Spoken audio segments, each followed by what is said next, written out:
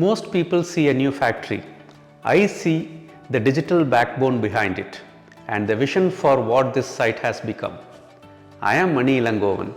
I joined electronics business in 2022, leading a cross-functional global team to implement predictive plant architecture in this megasite.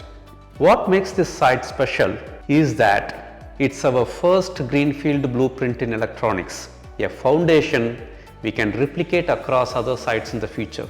Our goal is a fully connected plant with predictive capability. Manufacturing data flows into analytics, risks are identified early, and teams can act proactively. That's a big part of the plant of the future, improving quality, efficiency, and future readiness.